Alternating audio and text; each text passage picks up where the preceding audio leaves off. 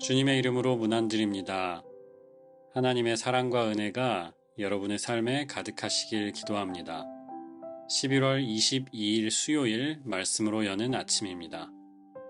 우리에게 주시는 말씀은 예레미야 50장 18절에서 20절, 23절에서 24절의 말씀입니다.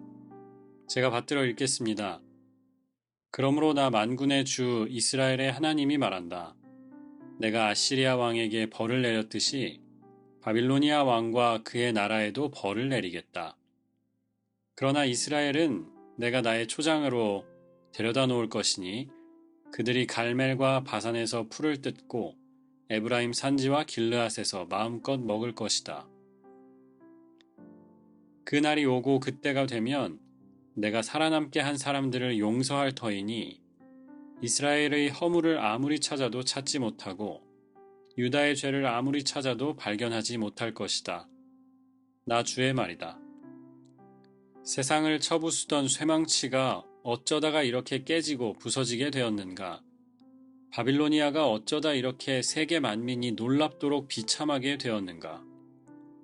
바빌로니아야, 내가 너를 잡으려고 올무를 놓았는데 내가 그것도 모르고 거기에 걸리고 말았구나. 내가 나에게 대항하였기 때문에 피하지 못하고 붙잡힌 것이다. 이는 주님의 백성에게 주시는 주님의 말씀입니다. 하나님께 감사드립니다. 오늘 우리가 읽은 말씀은 예레미야의 마지막 부분입니다. 유다와 예루살렘에 대한 예언이 끝났고요. 46장부터 오늘 50장에 이르기까지 또 51장에 이르기까지 이방 나라들에 대한 예언을 담고 있습니다. 그리고 특별히 오늘 50장과 51장을 통해서 예레미야는 바빌론의 멸망을 예언하지요. 다시 정리를 해드리면 남왕국 유다는 바벨론에 멸망했고 바벨론은 시드기야 왕을 비롯한 유다의 고관들을 바벨론으로 잡아갔습니다. 이 상황에서 유다 백성들은 묻고 또 물었을 것입니다. 이제 우리 유다는 어떻게 되는 것인가? 백성으로서의, 민족으로서의 정체성을 계속 유지하며 살 수 있을 것인가? 유다 땅으로 혹시 돌아갈 수 있을 것인가? 언제, 어떻게 그 일이 가능할까? 오늘 50장과 51장은 어떻게 보면 이 질문들에 대한 하나님의 대답입니다. 바벨론도 무너진다는 것입니다. 바벨론은 영원할 것인가? 그렇지 않습니다. 아시리아를 심판하셨던 것처럼 바벨론도 하나님의 심판을 맞게 될 겁니다. 46장부터 이어졌던 애굽과 블레셋, 모압, 암몬 이런 민족들과 같이 하나님은 바벨론의 교만함을 그대로 두지 않으십니다. 23절에 이렇게 말씀했습니다. 세상을 쳐부수던 쇠망치가 어쩌다가 이렇게 깨지고 부서지게 되었는가? 바빌로니아가 어쩌다가 이렇게 세계 만민이 놀랍도록 비참하게 되었는가? 오늘 말씀을 통해 우리에게 전해주시는 말씀이 있다고 생각합니다. 패권을 가진 나라들이 역사의 흐름을 좌우하는 것 같습니다. 하지만 사실은 그렇지 않습니다. 역사를 움직이는 것은 하나님이시고 우리 눈에 보이는 열강들이나 패권 국가들은 그분이 움직이시는 체스판의 말에 불과하다는 것이죠. 유다가 망하게 하신 것도 하나님이시고요. 바벨론에 유배가도록 허락하신 것도 하나님이십니다. 바벨론의 패권도 잠깐입니다. 하나님께서 그 망치를 놓으시는 순간 바벨론도 버려지고 그분의 준엄한 심판 앞에 서게 될 것입니다. 예전에 금요 예배에서도 한번 나눈 적이 있습니다. 저는 바벨론의 멸망에 관해 읽으면서 계시록 11장 2절에 나오는 이 말씀이 생각났습니다. 성전 바깥마당은 측량하지 말고 그냥 두라.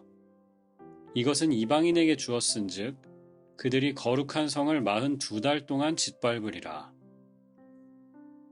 42달이라는 표현에 대해서 여러 해석이 가능합니다. 42개월은 우리가 잘 아는 것처럼 아합 왕 시절에 엘리야를 통해서 하나님께서 우상숭배에 대해 벌로 주셨던 가뭄의 기간이었지요.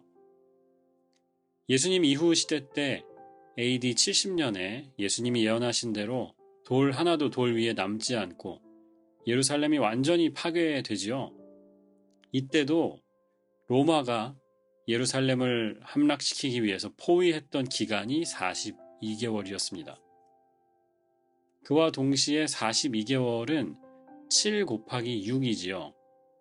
완전수 7하고 불완전한 숫자 6, 완전해 보이지만 완전하지 않은 6을 곱해서 얻은 것이 42라는 숫자입니다. 무슨 말인가요? 42개월이란 말은 완벽해 보이는 엄청난 시련 같아 보이지만 perfect storm 같지만 반드시 끝이 정해진 그 기간을 의미합니다. 42개월은 7년, 84개월의 딱 절반이기도 하지요. 지금 로마가 힘을 발휘하고 온 세상을 호령하는 것 같지만 반드시 끝이 있다는 겁니다. 계시록을 읽고 있던 그 백성들에게 여러분 극심한 박해, 마치 로마가 세상의 왕인 것 같고 세상을 자기 멋대로 다스리는 것 같지만 이 극심한 박해 반드시 끝이 있으니 조금만 더 버티십시오 라는 말씀이었을 겁니다. 오늘 말씀에도 똑같이 적용될 수 있습니다. 지금은 바벨론이 천하무적인 것 같아요. 하지만 그 힘에도 반드시 끝이 있습니다. 하나님께서 끝을 정해놓으셨기 때문입니다. 하나님께서 바벨론이라는 이 쇠망치를 놓으시는 그날 바벨론의 패권은 끝날 것입니다. 그러므로 유다 백성은 하나님만 의지해야 합니다. 바벨론이 아니라 아시리아가 아니라 유다가 다시 하나님의 도구로 쓰임받게 될 그날까지 기다려야 합니다. 바벨론에서 여러 어려움을 겪겠지요. 하지만 그 어려움을 견디고 인내하고 하나님의 회복하심을 기다려야 합니다.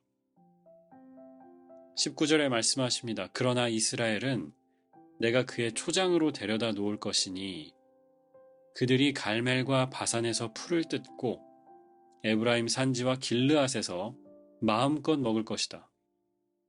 하나님께서 유다를 또 이스라엘을 반드시 회복하십니다.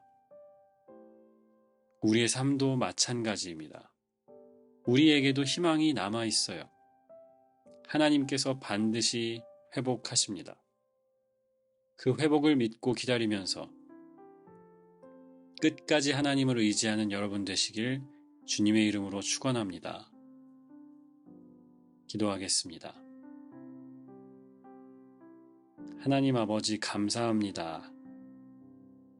어려움의 끝을 정해놓으시고 우리가 겪는 여러 가지 일들의 한계를 정하신 주님 감사합니다. 그래서 문제가 주장하는 삶이 아니고 힘세 보이는 권력을 가진 이들이 좌지우지하는 세상이 아니고 하나님께서 다스리시는 세상임을 다시 기억하게 하여 주시옵소서. 그리고 상황이 아니라 내가 가진 어떤 것이 아니라 하나님을 향한 믿음에서 소망을 얻게 하시고 그 소망 가운데 주시는 위로와 도전을 또 용기를 얻는 저희가 되게 하여 주시옵소서.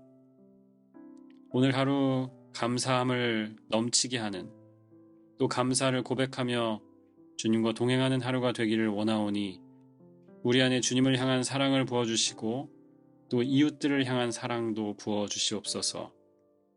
감사의 절기에 풍성한 감사로 하나님 앞에 주렁주렁 열매 맺는 저희가 되게 하시고 우리에게 모든 것 주신 것들을 세어보고 감사하며 기억하는 절기가 되게 하여 주시옵소서.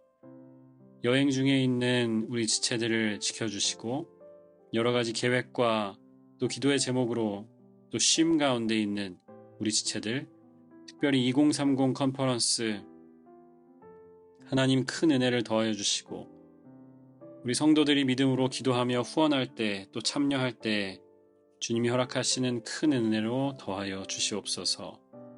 우리 주 예수 그리스도의 이름으로 기도합니다. 아멘.